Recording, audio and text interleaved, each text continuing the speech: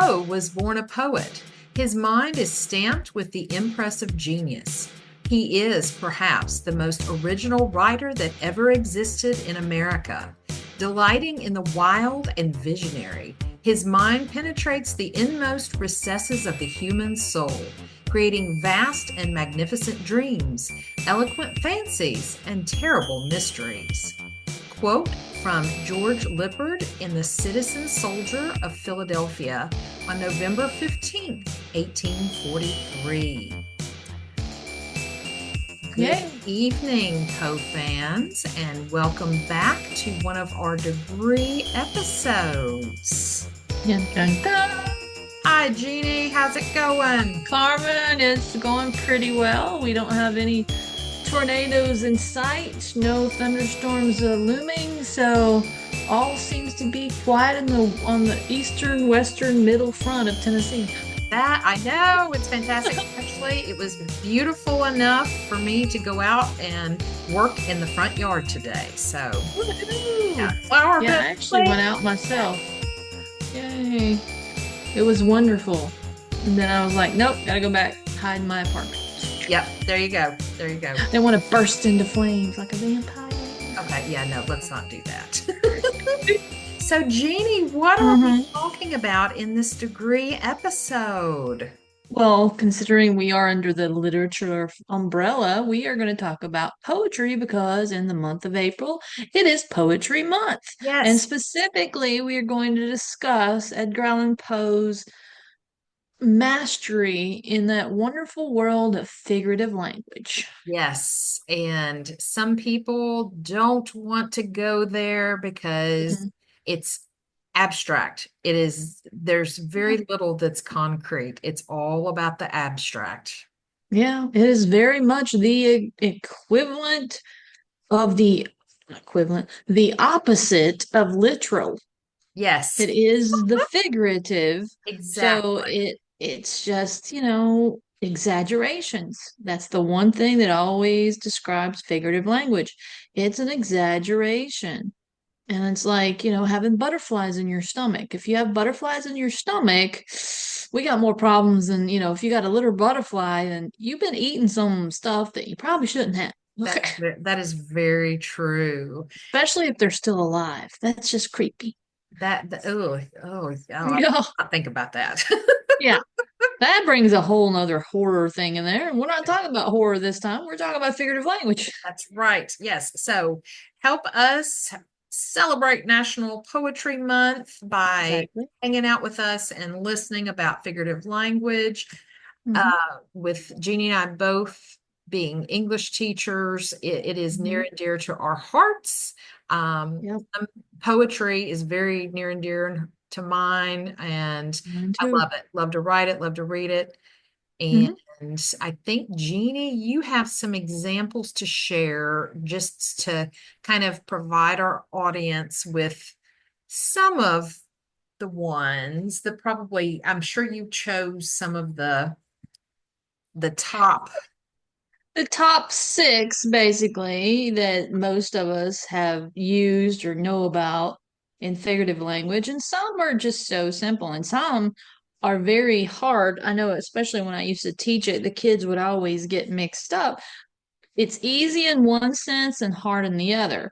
Because number one is that simile that compares two different things using the words like or as to draw attention to the comparison.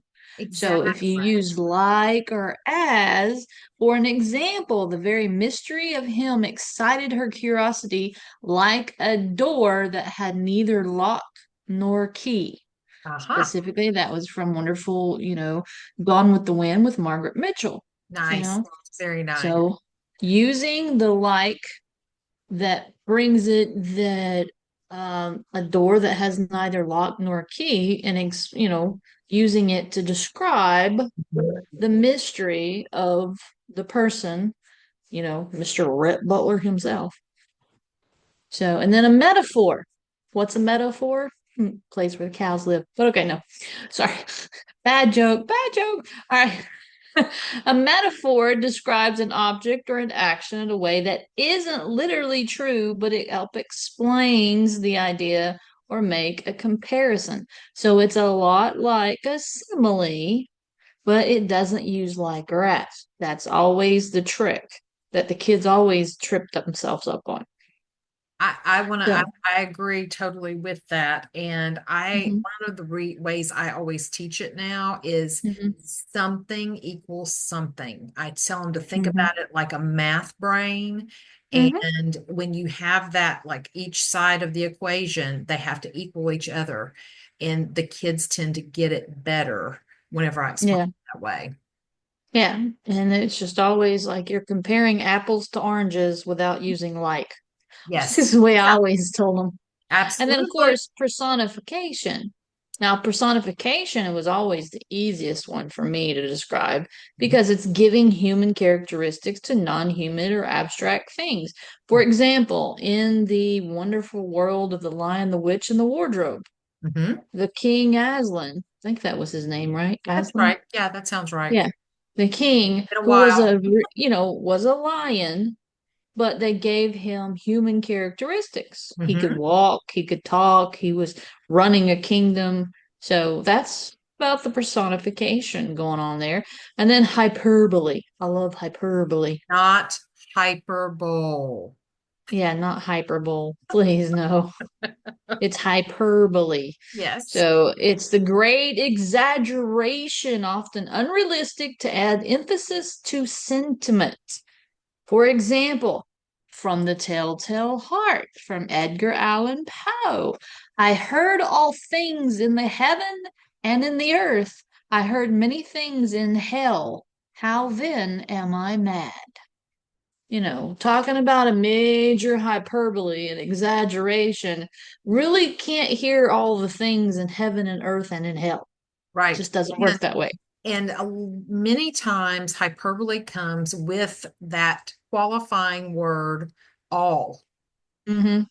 Yeah, because a lot of the people don't understand all is everything. And Yes. that's where you kind of come in with the major exaggeration because it's very rare you can encompass all. Exactly. And Exactly. then the next one is illusion, not illusion. That's So, exactly how I illusion. teach it. The way I always Illusion, had not to teach it. illusion. It's in the A, not the I. So it's referencing pre-existing persons, works, events, or well-known piece of pop culture. Hmm. For, fear's kryptonite is laughter. That's from Rochelle E. Goodrich in Slaying Dragons. So Okay. fear's kryptonite is laughter. So giving an illusion, don't make me have to explain to you what the illusion I'm alluding to I am here. alluding to this. Yes, I'm alluding to kryptonite, which comes from what comic? Superman. That's right. That's the main man right there. Woo Hmm. woo. So that's the illusion in that aspect. And That's, then number six, this is one of the ones that's one of my favorites. It's the idiom. oh, yes. Every time I would explain this to the kids, one of them would always say, Miss Smith, are you calling me an idiot? No, I said idiom. Idiom. Not an ID10T error. Exactly. It's commonly used phrase or expression that we all do, taken as a whole, has a meaning that differs from the literal meaning of the individual words. Hmm. For example, see, some of these are really fun that I used to love to use. Oh, When yeah. I looked outside this morning, it was raining cats and And dogs. dogs. Yes. So that was an expression that we always, especially in my neck of the woods, we would use all the time to explain that it was raining really, really, really, really hard. Absolutely. And one of the things that I would always add with idioms is that it is going to create a picture in your mind of the figurative message. It's not what Yeah. it really means, but if you think about cats and dogs falling from the Hmm. sky, that's what it's figuratively showing you. And I think that's why I love idioms so much, just having an imagination and thinking about them. Yeah, for example, here's another one. Tell somebody a big secret, and then, if they happen to just let that secret out, you start fussing at them. Why'd you go and spill the beans? Ex- And so it gives you that visual in your mind of what would happen if you just dumped out all these beans on the floor, and it'd be a bad thing. exactly. Exactly. So it gives the mind the imagination to fit with the literal, is the Yes. way I always used to explain it. Absolutely. It's just a wonderful way. So those are the main six that I always kind of look for or use the most. And they are used the most in my opinion in a lot of things, especially personification Yes. and simile and metaphor. Mm-hmm. Idioms not so much. Hyperbole, yes, It, but illusion, it's very rare. Or when people use it, if someone else can't catch the illusion, mm-hmm. then it's kind of like, okay, if you are, how can I say it, regularly read in certain areas when someone's alluding to something, then you'll Right. probably get it half the time. Like Yeah. with the kryptonite, it was only one word of kryptonite, but everybody pretty much knows where kryptonite was originated from. Absolutely. And when you think about illusions from Mhm. before we had pop culture, it was pretty much from classical literature, mythology, or the Bible. And so Right. illusions have definitely evolved over time. And I think more modern poets, they still use some of those, I don't want to say old timey, but more Hmm. traditional illusion. Yeah, classic, Yes. classic tradition. They still use some traditional ones. I know in my poetry, I sometimes do that. And so it really just depends on the writer and what they're trying to Mhm. convey in the meaning to have that reference. Yeah, it has to be, in my opinion, it has to be something that would automatically trigger a response in the reader. So I think that's why most people choose the more common ones. Like if we talk about mythology, and especially, uh, I used to make like when it lightened and thunder, it was always a joke about how the gods were playing the Olympics in Yes. because Zeus was throwing lightning bolts and Atlas was rolling the stone up the mountain. Hmm. Although, yeah, that was Atlas. Yeah. Yeah. Oh, That yeah. was Greek. Sometimes, it's very easy to mix up the Greek and the Roman. Oh, it is so easy. I have to question myself sometimes. And if I'm Mhm. saying something when I'm teaching, sometimes I'll look it up just to make sure I'm like Greek, Roman. Greek created Yeah. them. Roman kind of stole the names. Well, I mean, it's just like the name of the planets and everything else. It's Hmm. like, okay, well, they're named after Roman gods, not Greek gods, Right, exactly. which is really kind of what? Like, yeah, It's like, okay. okay, why did you have to do that? Why can't you make things easy? Kind of like that we're totally getting off topic, but Yes. the Well, we're doing the illusion thing. absolutely. But like when you think about the two types of measuring systems, you have, Mm-hmm. the metric Metric, system and then what we use. yeah, I always forget the which is the non-metric. I yeah, always just say metric and non-metric. absolutely, absolutely. But most of the world uses the metric system, but we have to be Yeah. different. So, Of course, we do. We have to. oh, So, and most people might be thinking, why are we talking about figurative language? Well, hello, we're talking about Poe. well, and you can't have poetry without Poe. Oh, exactly. And you can't have Poe without having figurative language Yes, because the man was very good at it. Um, genius level, genius yes. level. It just the poem I'm going to share in a moment. I was going to say, Jeannie, I haven't decided who's sharing which one. You can share first because yours is all nice and color coded. Mine isn't. That's a little extra time today. But yes, Yeah. my poem that I chose has two stanzas. And it is like almost every single line has something in it. That's how good he was.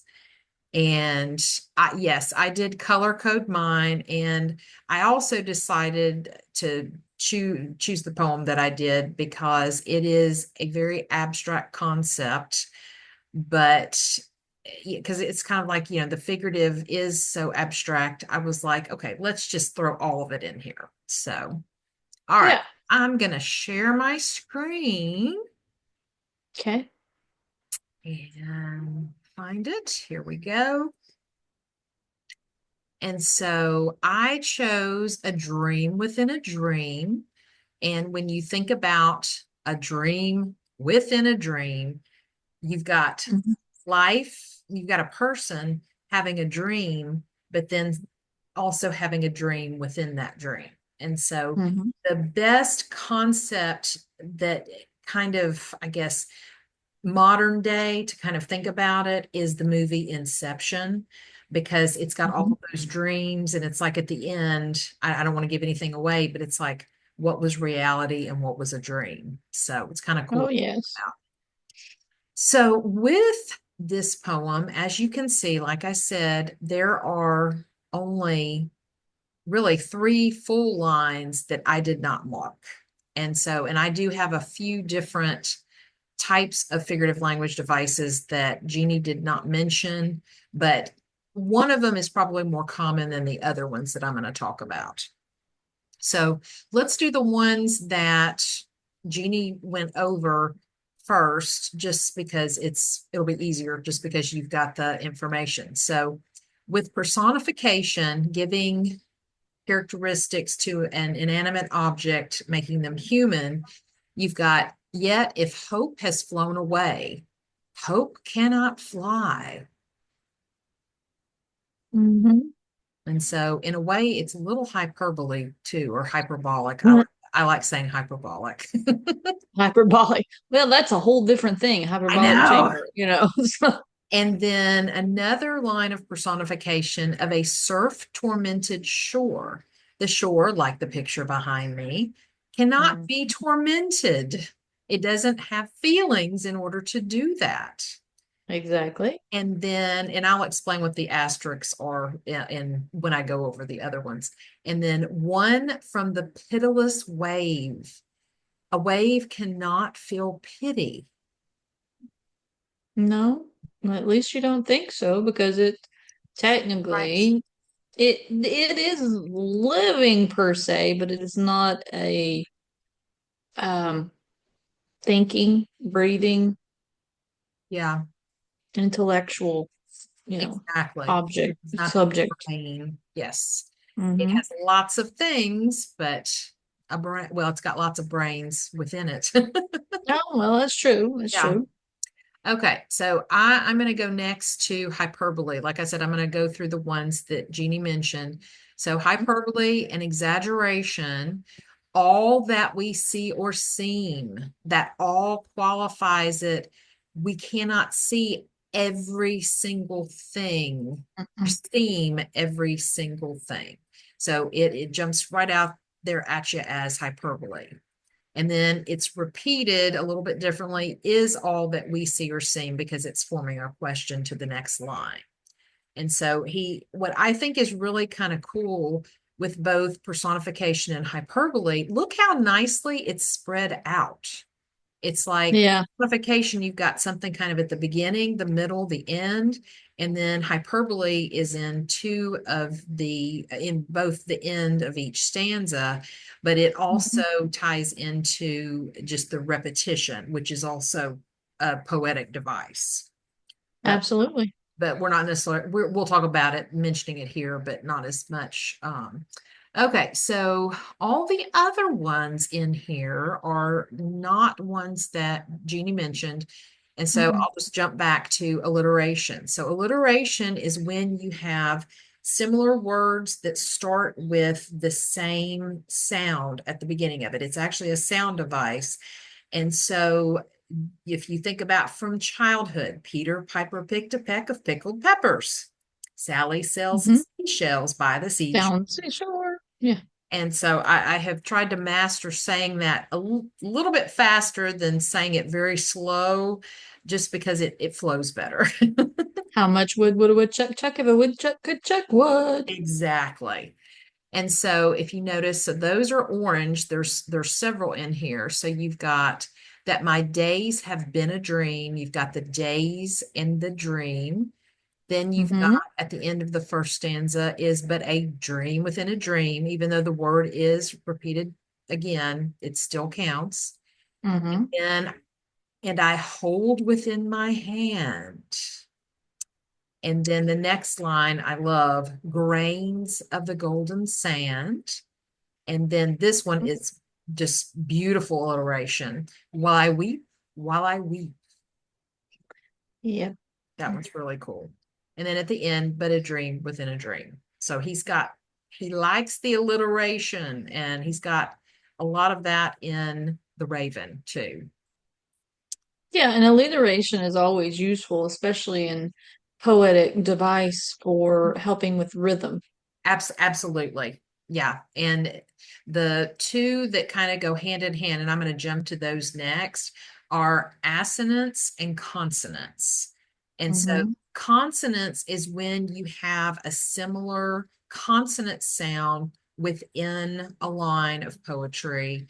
And so what I marked is actually, I think all of the examples are anything that had more than one type of device in the line. I just put an asterisk at the end with the color. That's why I did that. And so, like for instance, this line right here, and I hold within my hand, you've got the asterisk right here. You've got the I sound. You got I within, and that is consonants. And then Mm-hmm. another line, while I weep, you've got a lot of I's, you've got a lot of E's, or I'm sorry, a lot of, no, what am I saying? The W's and the H's. I think I may have marked that. Yeah, because that actually, I meant to mark that twice because it's got assonance too. Absolutely. Yes. But, and then also too, yeah, the, hold on. Yeah, and I hold within my hand. That was actually supposed to have assonance on it too. Forgot. Mm-hmm. Okay, I kind of got carried away. All right, and so now assonance is a repetitive within the line of vowel sounds. And so, when I always talk to my students about this, it's like consonant, you have a consonant, consonants. But why didn't they call it valence? They had to call it assonance. Well, I think it goes back to the whole antonym and the synonym thing. I think so too. And it's just funny because you get giggles with the word. Absolutely. Yeah, and I think I did because of a surf tormented shore, you've got the O sound and the U, the or, the sir, poor, chore, all of that. And then also, again, like I said, I meant to mark and I hold within my hand. The I sound is very prominent there. And then while I weep, you've got the I and you've also got the double E. Yeah. And then going back up, okay, talked about hyperbole. Apostrophe is when this one's not used a lot. And they are kind of rhetorical questions, but when you can call it apostrophe, it's like you're asking a question to something either where someone has gone, someone has died, or there is nothing there. And so in this case, you've got, is it therefore the less gone? And so Right. talking about hope and how it's flown away. And he was talking to his love, but he's lost his love because they're not there anymore. And Yeah, and a lot of the time you can um equate this a lot to a rhetorical question Yeah, exactly. Yeah. because you're asking a question, but either there's no one there to answer You or don't the want an answer is answer. just Right. given because you can't really, you're Yeah. not asking for an answer. Right. So I mean, that's what I say. They are rhetorical questions, but it's also apostrophe because Mm-hmm. there's nothing there to answer. And then also too, oh God, can I not grasp them with a tighter clasp, oh God. And so again, that brings about that apostrophe because God is not physical that we can see. Mm-hmm. So, and then we have after that symbolism. We have sand, and sand it represents the passing of time. So you can basically say sand equals time. And so, or True. sand equals loss. You can, Mm-hmm. a couple of things. And then imagery, to me, all figurative language devices are kind of imagery because imagery represents the five senses. So you either got to, the line has got to do something to, you've got to feel it, touch it, taste it, see it, or hear it.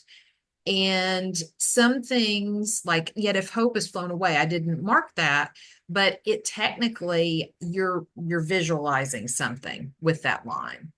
Mm-hmm. Take this kiss upon thy brow, like somebody is kissing you up on your forehead. You can feel it, you can see it coming. Then grains of the golden sand.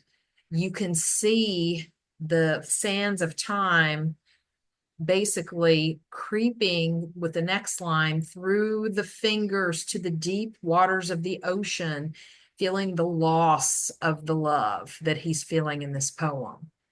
And so again, I marked through my fingers to the deep because you can feel it, you can see it, you might even be able to hear it. You can hear it, especially with the deep representing the ocean. And then one from the pitiless wave. And you can see like asking that question. No, the wave cannot be, full of pity, but you can it's giving you the image of the loss. Yeah. And it also goes back to water itself and the Yeah, ocean itself, and especially how the tide comes in and then it washes away like what, the sand that was being trampled on during the day right. and setting it anew again. So Absolutely. that's Yeah, the another tide type of coming it. in. Yeah, absolutely. Hmm. And then the last one, so metaphors exist within poems, in short stories, novels, metaphors exist everywhere. But then there's another level of metaphors when you have an extended metaphor. And Hmm. when you think about the dream within a dream, it's the speaker of the poem is feeling all of this loss, and basically it's woven all the way through the poem. And when you have an extended metaphor, it's a bigger picture of what the comparison is to based on what the whole poem is saying. And so Exactly. yeah, this whole poem is all about loss and how the loss is causing the speaker to feel that it's all surrealistic. It's like, am I, am I here alone? Am I still alone? Why can I not just go within a dream? That way I can still see my love. Hmm. So, Yeah, and the cool thing is that not only does Poe do all this wonderful figures of speech and everything in his poems, but his titles themselves yeah, speak of the figurative language. yes, absolutely. Now, I have had a dream within a dream before because Mhm. those are the times when you're dreaming, but you actually think you're awake, Yeah, but you're in a dream. yeah. And it's like, Creepy. then when you wake up, you're like, what in the world just happened? Absolutely. I've had those too. And I apologize for accidentally marking some of these incorrectly. Again, they've got a lot of them have both and stuff. Multiple, Yeah, yeah, they can be used in multiple ways, and absolutely. that's the thing. There's with figurative language, it is the opposite of literal. Now, Yep. literal language, you can have just one explanation. Now, Yes. figurative language, you've got many different ways, and Hmm. some of these figures of speech can cross over, Oh my and God. they can be, Yes. yeah, they can be used in many different ways. Yeah, So I think so too. All right. now, yeah, Jeannie, what did you find to go over? now of course, mine, and I hate to break it to y'all, but I'm not color coordinated in all this. I'm just gonna show you the poem, and we're gonna talk about it as I read it, Yes. so we can see it and we can try to figure it out, just as you're reading, kind of hit you Hmm. some of the figures of speech. Now, the one that I chose is spirits of the dead. So that in itself automatically gives you the figurative, because everybody knows spirits of the dead, we usually automatically think of ghosts, and most people don't even think ghosts are real. Right. So Right. that gives in itself one of those like, huh, is that real? Is it? So here we go. No. So we're going to share. Hold Nice. on. Let me. There we go. All Now, right. can everybody see it? There we go. Can you see it, Carmen? I can. All right. Cool. All right. So, spirits of the dead, thy soul shall find itself alone mid dark thoughts of the gray tombstone. Not one of all the crowd to pry into thine hour of secrecy. Well, right there. I'm sorry. We Mhm. got the key word of Yep. all the crowd to pry into thine hour of secrecy. So that is like one whopping hyperbole. Then, of Absolutely. course, we started with thy soul shall find itself alone. Well, I'm kind of wondering that, most all should be alone, but mid dark thoughts, most of us like dark thoughts. What could that mean? Hmm. Be silent in thy solitude, which is not loneliness, for then the spirits of the dead who stood in life before thee are again. So there we go. That would be kind of a metaphor right there. Spirits of the dead stood in life before they are again. In Absolutely. death around thee, and their will shall then o'ershadow thee. Be still. So we got another hyperbole kind of going on here, You've got metaphor. you got a lot of alliteration. Hmm. It's soul shall Yep. still, and then you've also got the consonants with the shall then overshadow thee. Be still. Hmm. So the night, though clear, shall frown. So we've got personification going on right there, Hmm. because the night cannot frown. It's not a person. Nope. So, and the stars shall look not down. Once more, personification. Stars neither look up or down because they are in the sky in orbit, so they don't have the compass. There is no up or down in space. There's no eyeballs in stars. Exactly. From their high thrones in the heaven. There we go. With light like hope to mortals given. But the red orbs without beam to thy weariness shall seem as a burning and a fever which would cling to thee forever, but 'twill leave thee as each star with the dewdrop flies afar. Oh, there we go again. The dewdrop, they don't fly unless you step really fast into a puddle. But Now you've got a car driving by going like getting a puddle and yeah, splashing it up on whoosh. somebody at the bus stop. Exactly. And then talking about the high thrones in the heaven. Mhm. I mean that tells you right there. That's hyperbole. You know, Allusion it's an too, heaven, exaggeration. It's an illusion of heaven. and Uh, alliteration. hmm The light like hope. There's a simile. Light like hope to mortals giving, but they're red orbs without beams to thy weariness shall seem. So the red orbs, I'm kind of like going, don't know where that one come from. Unless they're talking about what would you think he was meaning by red orbs? Go back up a couple lines. Let's see. I think it's relating back to the stars and the Well, that's what stars. I was thinking, but I was Yeah. thinking of what the red.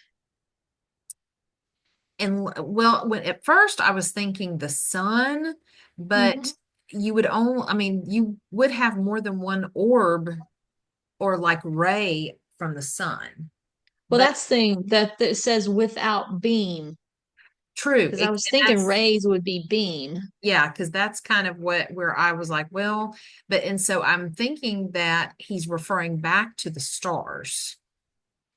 Yeah, I would think so too, but once more, the only thing I can think of to equate it to red orbs if he is liking it to the sunset. Yeah. Oh, You yeah. know, that mid time between Uh-huh. dusk, you know, Twilight. when the sun's going down and Yeah. the sky has got that red tint to it. Yes. Yes. So that was one I'm thing gonna that I start was thinking. singing Heavenly Shades of Night. Yeah, there you go. It's twilight time. Sorry. Exactly. Now our thoughts thou canst not banish. Now our visions ne'er to vanish. No more, like dewdrop from the grass, from thy spirit shall they pass. The breeze, the breath of God, is still, and the mist upon the hill, shadowy, shadowy yet unbroken, is a symbol and a token. How it hangs upon the trees, a mystery of mysteries. Love that So line. the last two lines have that rhythm of consonants and Mhm. uh, all that. How it hangs upon the trees, a Yep. mystery, mysteries. Hmm. And then of course you have the breath of God Hmm. is still, the mist upon the hill, shadowy yet unbroken. Good you, excuse me. Bless you, God, Jeanie. sorry. It's like it just had to come out at that moment. That's So, okay. but as you can see, this was written in 1827, Yes. and it just, there's a lot more to this. I mean, we could break it down even more. Oh, absolutely. Because I mean, like the line, the breeze, the breath of God is still, you've got alliteration with breeze and breath. You've got consonants, you've got assonance there. You've got the breath of God as an illusion. That one line is chocked full of devices. Exactly. And then you've got all the metaphors that are in there that aren't just, you know, because they don't have the like or anything. Right. Then you've got irony, you've got other things that we could literally just point out all different kinds of figures of speech Hmm. and figurative language and just keep going. And most of them they cross over. Yeah. But one of the things that he loves in most all his works that we've read is hyperbole Hmm. and assonance, consonants, similes, and metaphors. Yeah. And alliteration's pretty popular too. Yeah. Alliteration, I always just equate it with most poets, Yeah. you know, and well, we could always point out the allusions here because he's alluding to God, he's alluding Yes. to heaven, Mhm. he is alluding to life after death, Yes. talking about the spirit. Uh, One thing, he, actually, go back down, Jeannie. There was one thing I was going to bring up. So, really, I've read this poem multiple times. And the one thing that I'm looking at here, because I've never really broken it down like we're doing right now. And the last couple lines, so is a symbol and a token goes back to the line and the mist upon the hill. And so the mist is a symbol and a token. And so yep, does the mist represent the actual spirit? exactly. I wonder. Oh, yeah. I mean, because the whole point is the spirits of the dead. Hmm. So then So, he is liking the mist upon the hill mhm, as a symbol and a token of those spirits that are hanging upon the trees, yeah. waiting because it becomes a mystery of mysteries. Yeah, and it really that's a I never thought of it like this before. Again, like because we're breaking it down, but it's like the mist equals the spirits, and it, we don't know like if you can see them, are they waiting to cross over? Are they trying to finish something that they haven't, didn't do upon the earthly plane? It just brings up lots of questions when you really think about the mist is a symbol, definitely. Yeah. And then he's also talking about how, would cling to thee forever. Mm-hmm. So are we talking about how is the hope that we are going to find something in the heaven? Right. Or is he talking about clinging of these spirits? Because now are thoughts thou canst not banish. Mm-hmm. Now are visions never to vanish. Because once you think about it, there's no more like dewdrop from the grass, from thy spirit shall they pass. Mm-hmm. So once it's like he's trying to say that once your soul leaves your body, where does it go? Is it a mist Wow. that is waiting for the breath of God? Is it Uh-huh. still? Is it a single, is a symbol, a token?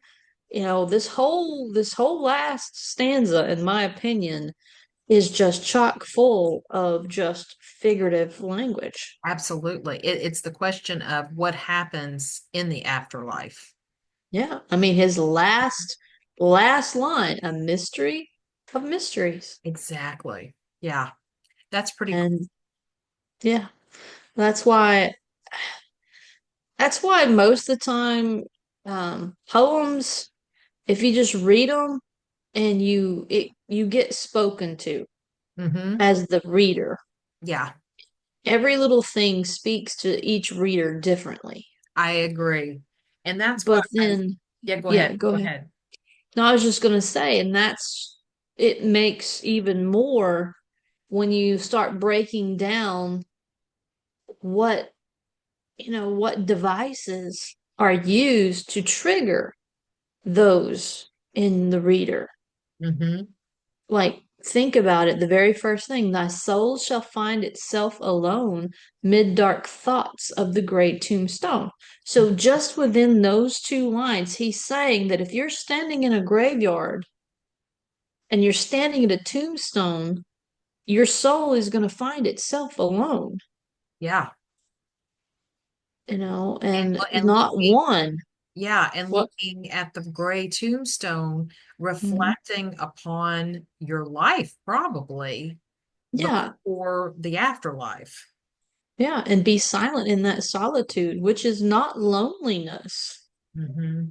For then the spirits of the dead who stood in life before thee are again. So Hmm. he's saying that just because you may be standing there, you are not alone.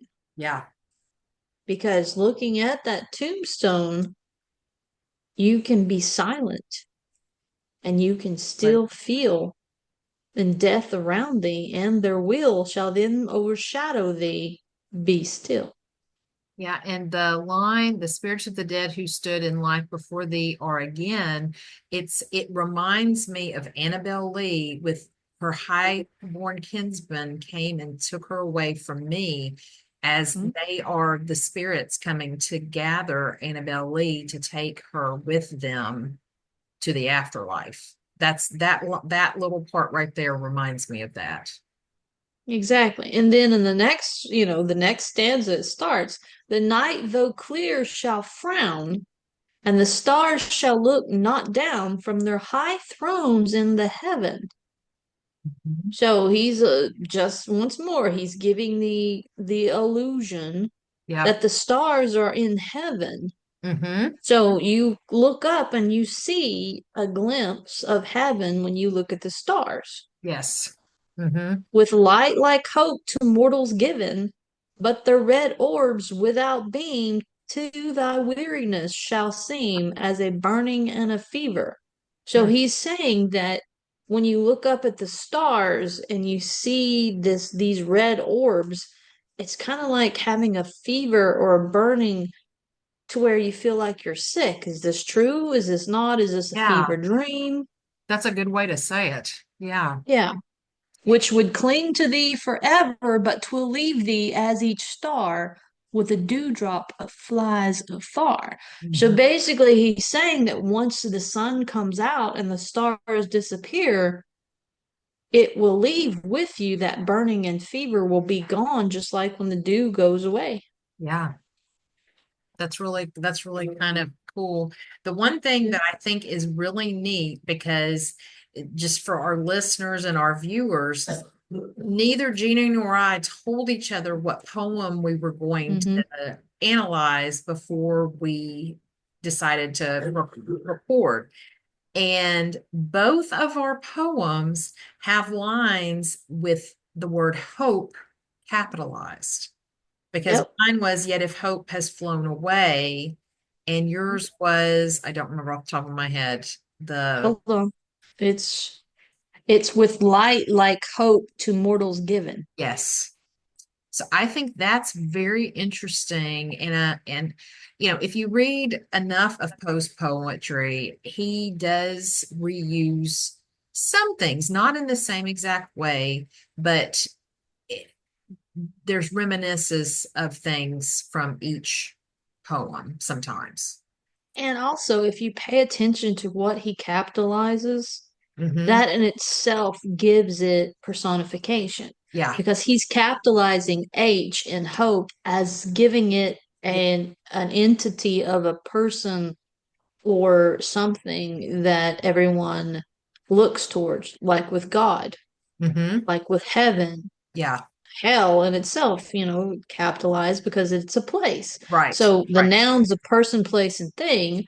So by him capitalizing H, he's given it a personification that we can all um, look towards as something more I totally instead of agree. just, maybe a verb or Hmm. an adjective or something like that. It's giving it a whole different outlook. Yeah, I agree. And one of the terms that we didn't talk about is diction, which is specific word choice. Mhm. Authors choose certain words when, especially in poetry, more than I think they do in writing short stories and novels and things, Hmm. because poetry is so word driven, especially if depending on what kind of meter you use and Hmm. how you want it to flow. And so it's very interesting the words he has chosen in many different of his poems because he could have Exactly. used a totally different word to describe things. And if I remember correctly, quite a few people have referred to him as wordsmith, you Yes. know, and most of the famous classic artists and poets like Mark Twain, Mhm. Poe, Shakespeare, He, Shakespeare yeah, himself gave us many of the words that we now use in common language. absolutely. Absolutely.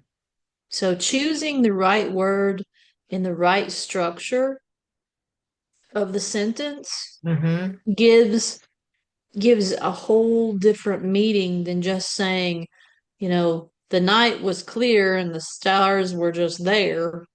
Yeah. you know, Stars were bright. the stars are bright and shining, and you know, Red orbs. It sounds so much better.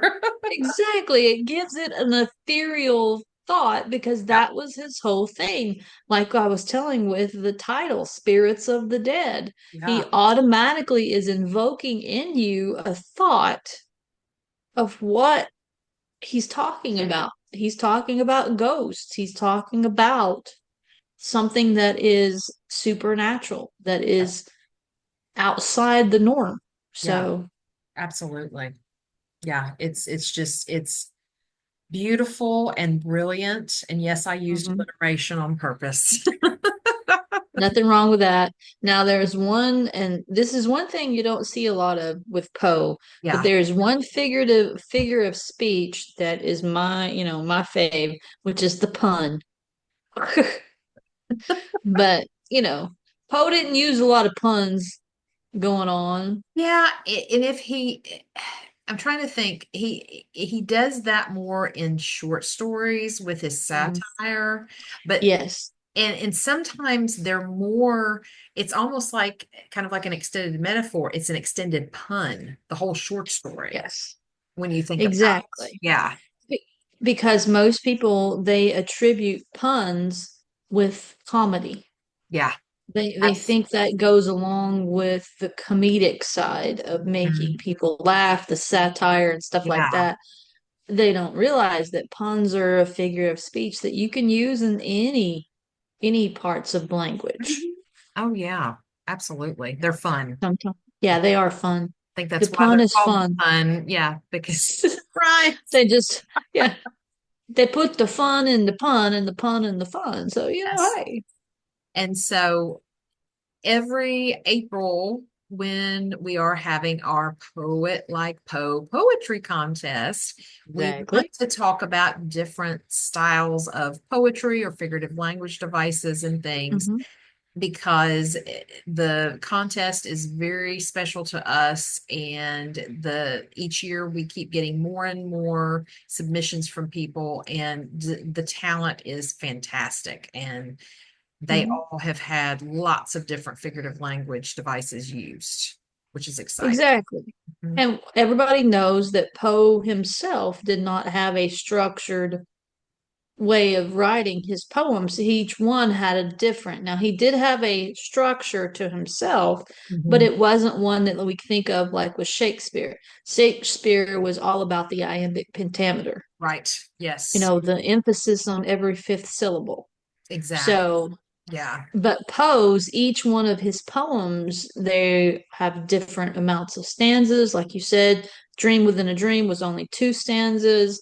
Mhm. Spirits of the Dead here has only three. But And the Raven was trochaic octameter.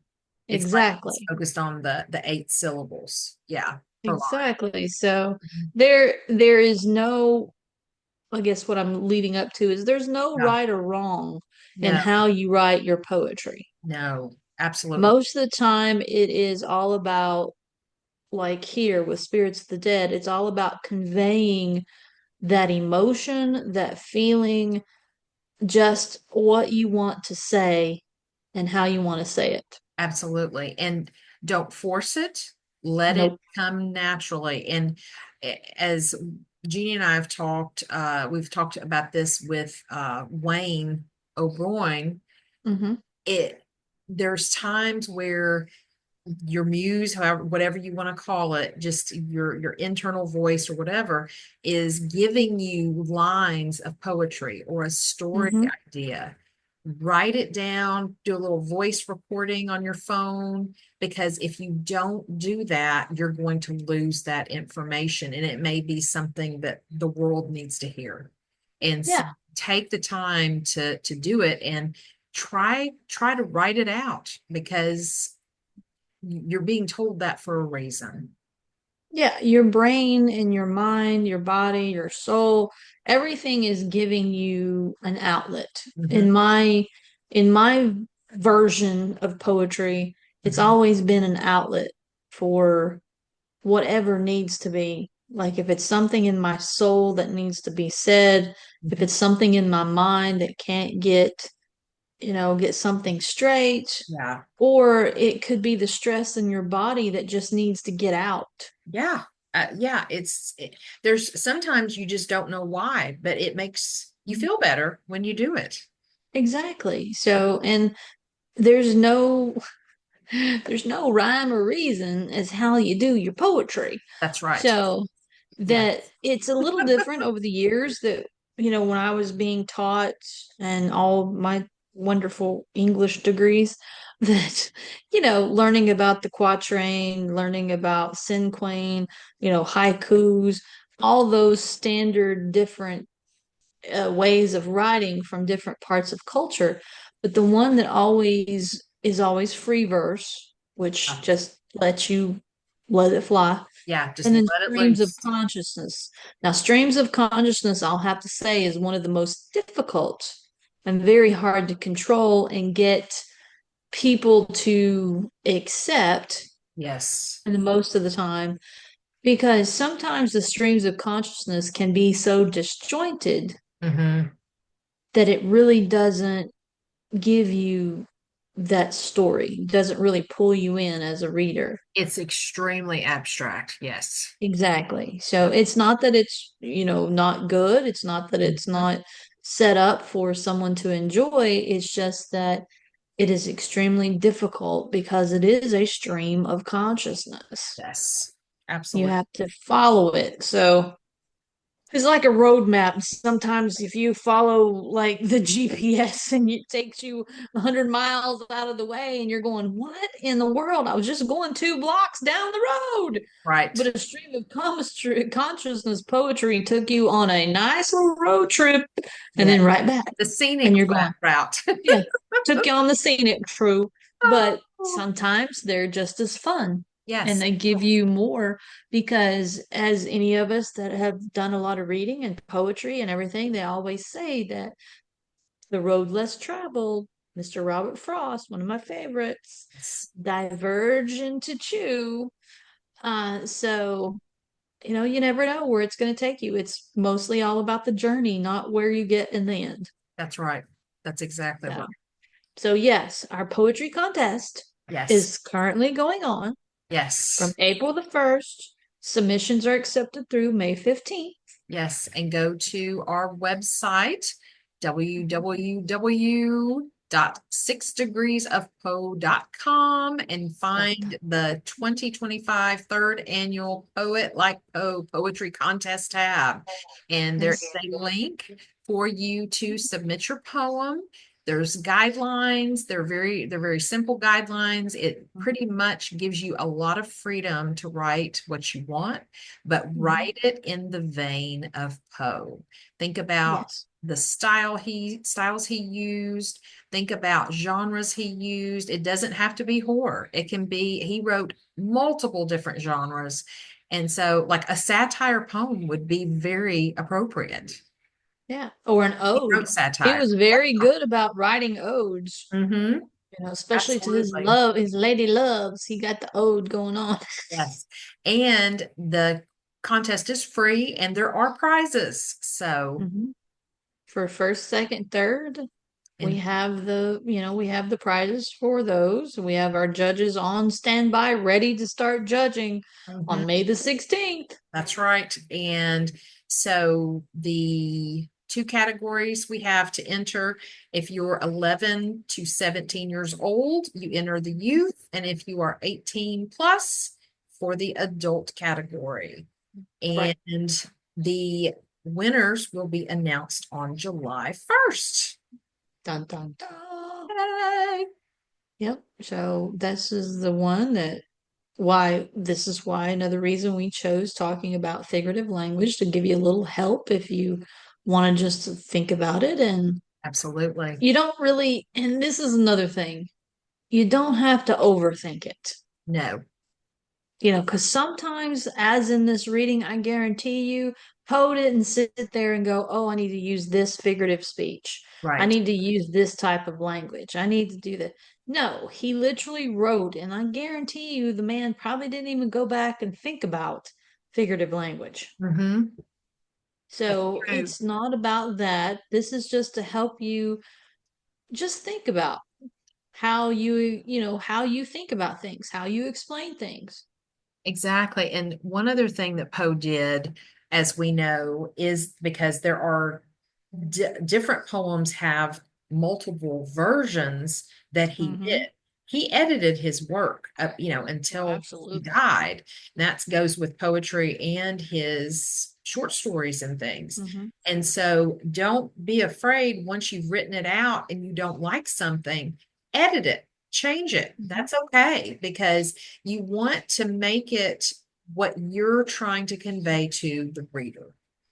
Yeah, you want it to make the best of you. Yes, absolutely. And some of us, some days you wake up and you're like, okay, you just go through life on a daily, and then the next day you wake up and you're like, woohoo! And things are just right with the world. Absolutely. So you So never know.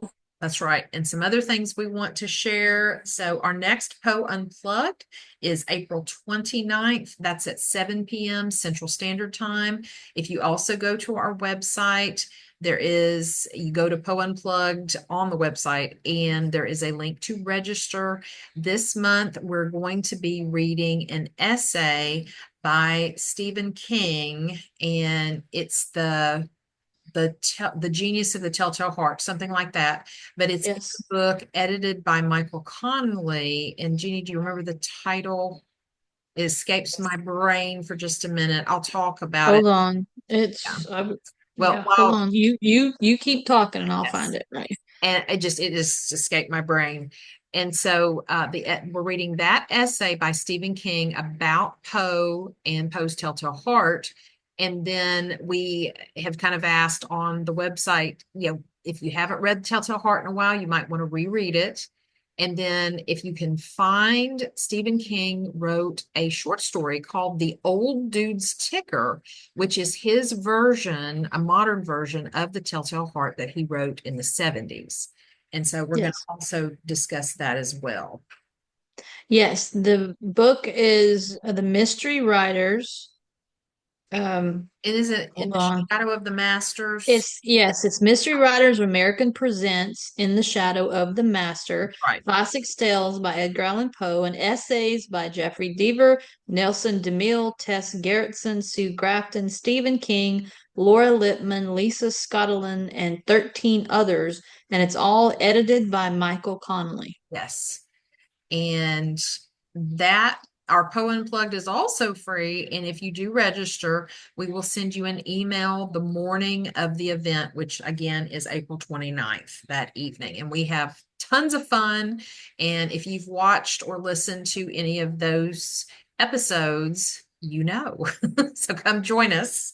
Yep. And then the last thing we want to remind you is we are doing a event that is going to be live streamed on YouTube on May 17th, and it's called Doomsday.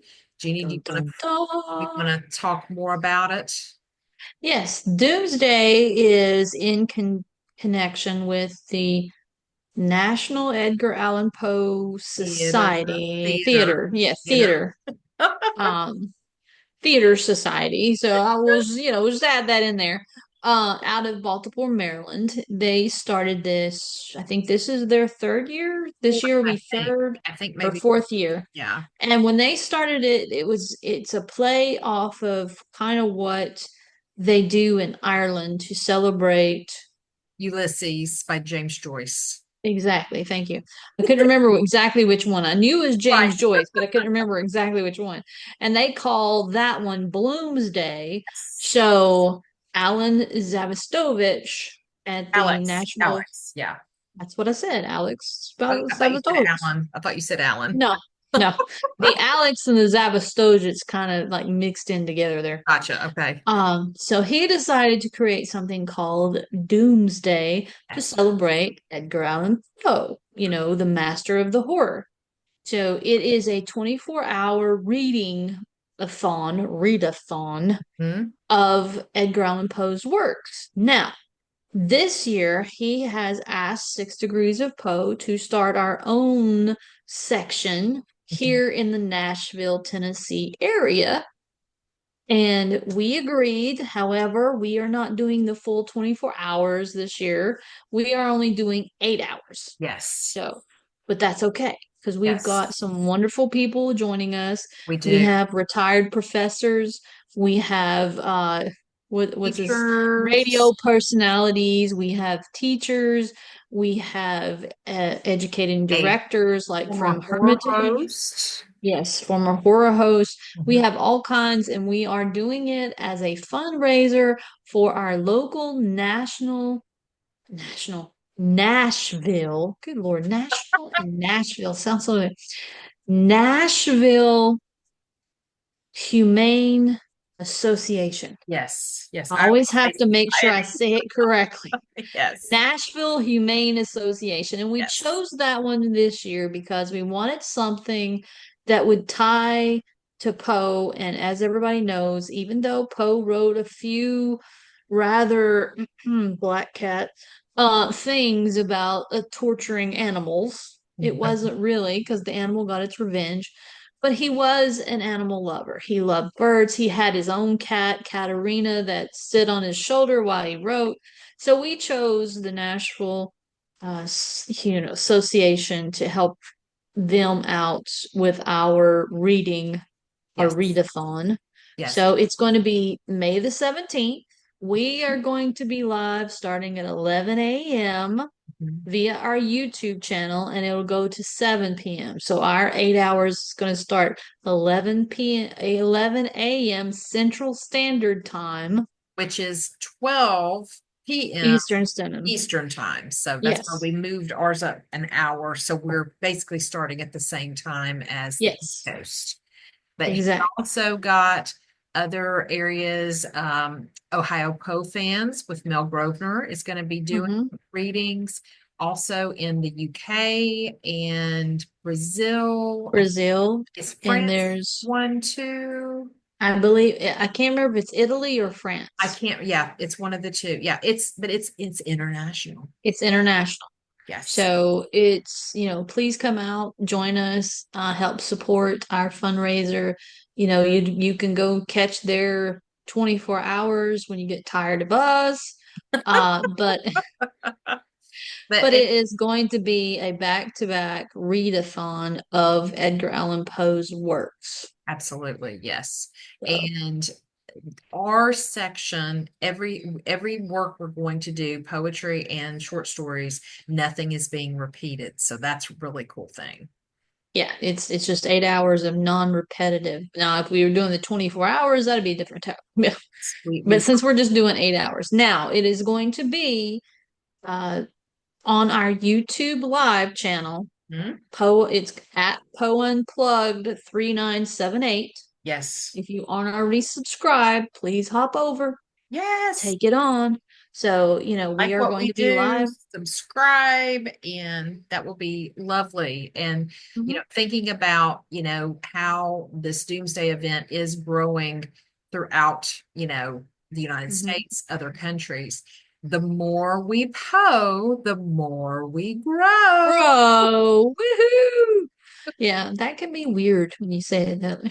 I know. Yeah. Yeah, but anyway, Yeah. it's like we're throwing Miracle Grow on ourselves. Whee! We're growing into Poe fanatics. Oh, wait a minute, we It's already are Poe fanatics. Never mind. right. Uh, but in the aspect of it, so hopefully this year will be a success, and then next year we may extend it to 12 hours, or we may try to go for the whole 24 hours. We're just Right. gonna see how the first 8 hours play out. Yes, absolutely. So, but yeah, we're hoping for success, and we're hoping that next year maybe we can get some local celebrities involved and stuff like that. But you never know. Yes, absolutely. You never know who might show up. Exactly. Oh, Or, Poe may be there in spirit. yes, hopefully he will be. Well, I Exactly. guess Jeanie. We are Oh, Poe Out. His poetic genius was eminently lyrical, and there is a music in his work that has been reached but by few. It has lately become the fashion to disparage his poetry, but no critic can destroy its charm. That it has a somber cast is undisputed, but it also possesses a melody that sweeps one along through an enchanted realm of dim vales and shadowy woods and music-haunted floods, and leaves a memory that grows stronger instead of fading into a dim vagueness. Quote from Thomas S. Collier on Edgar Allan Poe, November 1878.